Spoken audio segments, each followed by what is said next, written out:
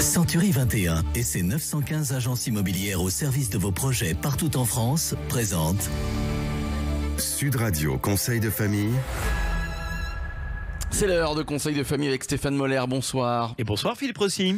Bonsoir à vous Stéphane, vous êtes associé au sein du cabinet VIA et nous nous retrouvons chaque soir pour parler d'immobilier, de finances, de droit de la famille, en fait pour parler de gestion de patrimoine. Hier, nous avons entamé une série de chroniques sur les résidences de service. Aujourd'hui encore, nous allons donc parler immobilier et plus particulièrement de résidences de tourisme à faire. Ce sujet est d'autant plus d'actualité qu'avec la crise du Covid, de nombreux opérateurs de résidences de tourisme ont dû suspendre le paiement des loyers payés aux investisseurs. Stéphane, c'est quoi une résidence de tourisme ? Vous vous souvenez Philippe, hier, nous avons évoqué les résidences de service comme un support d'investissement d'immobilier locatif et nous évoquions 5 types de résidences. Les résidences de tourisme font partie de ces résidences.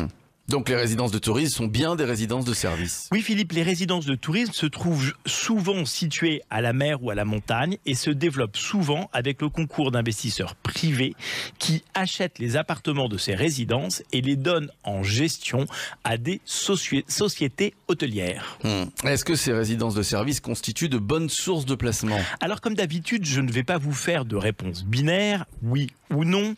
À mon sens, il faut porter une attention très particulière aux investissements dans les résidences de tourisme et peut-être encore plus que dans d'autres types de résidences de service. Pourquoi donc ? Pour 2 raisons essentielles. La première réside dans ce que j'appelle la distorsion sur les loyers que ces résidences imposent. C'est-à-dire ? Un appartement dans une résidence de tourisme va se louer quelques semaines par an, sans doute 12. Et avec ces 12 semaines de revenus, il faut payer 12 mois de loyer.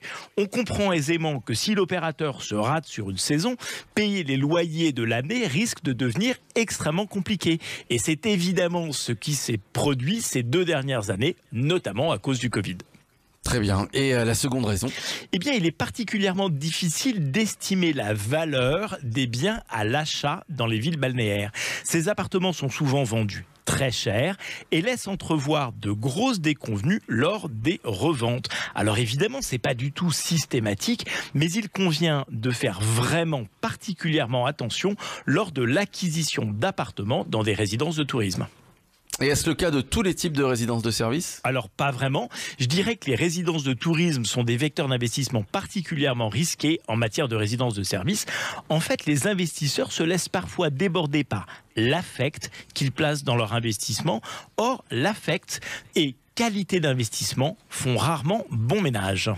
On se retrouve demain, mon cher Stéphane. Et de quoi parlerons-nous ? On parle d'EHPAD demain, qui est un autre type de résidence de service.